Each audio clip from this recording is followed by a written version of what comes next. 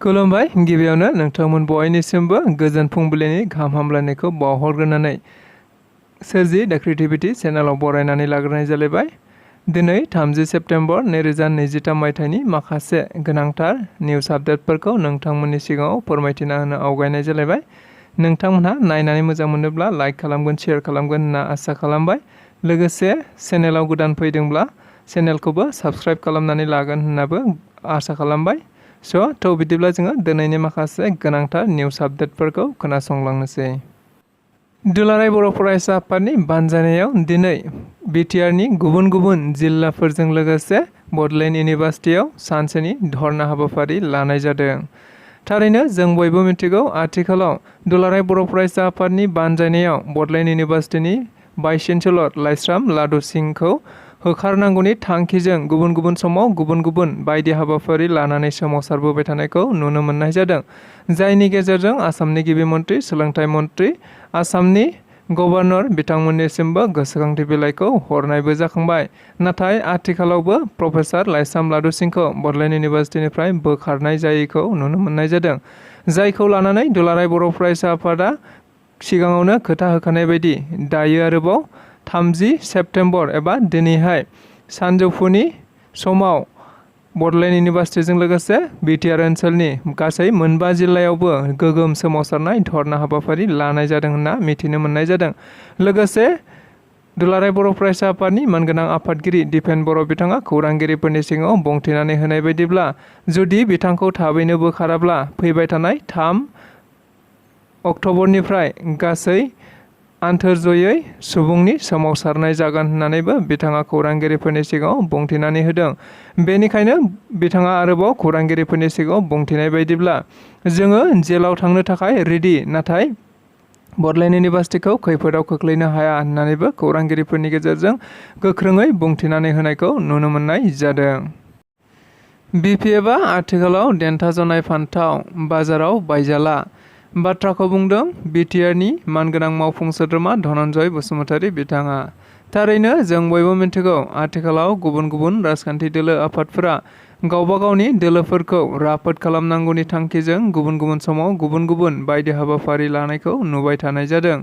नंगौ, बेबायदिनो मैयाबो आरोबाव इउपिपिएलआ मोनसे हाबाफारि लानायखौ नुनो मोननाय जादों, जेराव मावफुं सोद्रोमा धनन्जय बसुमतारी बिथाङा बाहागो लानानै खौरांगिरिफोरनि सिगाङाव एबा गावनि बिबुंथियाव बुंथिनाय बायदिब्ला बिपिएफआ आथिखालाव देन्था जनाय फान्थाव जायखौ बाजाराव बायला रावबो, बे बाथ्राखौ बुंथिनानै होदों। बेनि अनगायैबो बिथाङा रोखायै गावनि बिबुंथियाव बुंथिनानै होबावदों दि बिपिएफआ 17 बोसोर सामलायदोंमोन आरो बै समावबो लेन्ड एन्ड रेभिनिउ डिपार्टमेन्ट एबा फरेस्ट बिफाना दङमोन, नाथाय बिपिएफनि समाव मोनसेबो रावनोबो खरलबसे हानि मोनथाय एबा फोरमान बिलाइ होनायखौ नुनो मोननाय जायाखै। नाथाय आथिखालाव इउपिपिएल सरकार फैनाय लोगो लोगो हानि मोनथायखौ दाब दाब जायगायाव गुबुन गुबुन हा गैजायै सुबुंफोरनो होगासिनो दं एबा रानगासिनो दं होननानै मिथिनो मोननाय जादों। लोगोसे बेनि अनगायैबो बिथाङा बुंथिबावनाय बायदिब्ला आङो दायो इउपिपिएलआव हाबनायनि थाखायसो पानबारियाव मडेल कलेजखौबो लाबोनो हाबाय आरो जोंनो माखासे समल' होबाव, अब्लानो माबायदि खामानि मावलांगोन नोंसोरो नायबाय था। बेफोरबायदि गोख्रों बाथ्राफोरखौ बुंथिनानै होदों बिथां मावफुं सोद्रोमा धनन्जय बसुमतारी बिथाङा। मोनसे जोबोद दुखुनांथाव खौरां मिथिनो मोननाय बायदिब्ला क'क्राझार सिआइटिआव फरायनाय दिपज्यति बसुमतारी बिथाङा गावनि लोगोफोरजों गौरां दैसायाव दुगैनो थांनाय समाव हरखाबै गबना जिउ गोमायो होनना मिथिनो मोननाय जादों। थारैनो जों बयबो खौरांगिरिफोरनि गेजेरजों मिथिनो मोननाय बायदिब्ला थांनाय बृहस्पतिबारखालि बेलासिनि 5 रिंगासो समाव क'क्राझार सिआइटिआव फरायग्रा सासे बर' सुबुं एबा दिपज्यति बसुमतारी मुंनि सासे सुबुङा गावनि लोगोफोरजों गौरां दैयाव दुगैनो थांनाय समावनो हरखाब दैयाव गबनानै गोमायो होनना मिथिनो मोननाय जादों। लोगोसे खौराङाव मिथिबावनाय बायदिब्ला बिथांमोनहा माखासे फेग्रा मुवा बाहायदोंमोन होननानैबो मिथिनो मोननाय जादों, जायनि जाहोनाव दैयाव थांनानै बिथाङा सिखारबोनो रोङाखै होननानै बिथांनि लोगोफोरा फोरमायनाय जायो। उनावहाय एसडिआरएफ बिफाना गोख्रों नायबिजिरनायनि गेजेरजों दिपज्यति बसुमतारीनि गोथै सह'खौ बोखांनो हायो होनना मिथिनो मोननाय जादों। फैबाय थानाय 2024 मायथाइयाव जानो गोनां लकसभा बिसायख'थियाव BPFआ देरहागोना रोखा जाबाय। बाथ्राखौ बुंथिनानै होदों आसामनि बारग' मन्थ्रि प्रमिला रानी ब्रह्म बिथाङा। थारैनो जों बयबो मिथिगौ आथिखालाव गुबुन गुबुन समाव गुबुन गुबुन राजखान्थि दोलोफोरा बेबायदिनो गावबा गाव राजखान्थि दोलोफोरखौ फैबाय थानाय 2024 मायथाइयाव जानो गोनां लकसभा बिसायख'थिखौ नोजोर बोनानैनो खालामबाय थानाय जादों। जायखौ लानानै गुबुन गुबुन समाव खौरां बिजोंफोरनि गेजेरजों गावबा गाव दोलो आफादफोरा गावबा गाव दोलो आफादफोरखौ देरहागोन होननानै बुंथिनाय बायदिनो मैयाबो आरोबाव BPFनि बारग' मन्थ्रि प्रमिला रानी ब्रह्म बिथाङा खौरांगिरिफोरनि सिगाङाव बुंथिनानै होदों दि फैबाय थानाय लकसभा बिसायख'थियाव मोन्नैबो बियाबाव BPFआ गेलेगोन आरो मोन्नैबो बियाबाव देरहागोना रोखा होननानैबो बिथाङा खौरांगिरिफोरनि सिगाङाव बुंथिनानै होबावदों। बेनि अनगायैबो बिथाङा बुंथिबावनाय बायदिब्ला सिगां समाव गुबुन राजखान्थि दोलोफोरखौ जाय बिथांमोना सापर्ट खालामदोंमोन दायो मिथिजोब्बाय। बेनिखायनो बिथांमोनहा हाग्रामाखौनो आसल एबा गुबै दैदेनगिरि होननानै आथिखालाव BPF दोलोजोंनो फैफिनजोब्बाय होननानैबो खौरांगिरिफोरनि सिगाङाव रोखायै बुंथिनानै होबावदों बारग' मन्थ्रि प्रमिला रानी ब्रह्म बिथाङा।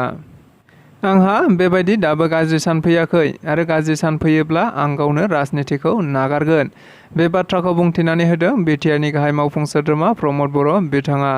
थारैनो जों बयबो मिथिगौ आथिखालाव बिसायख'थिखौ लानानै गुबुन गुबुन दोलो आफादफोरा गावबा गाव गावजों गाव सासेया सासेखौ अजद होलायबाय थानायखौ नुनो मोननाय जादों।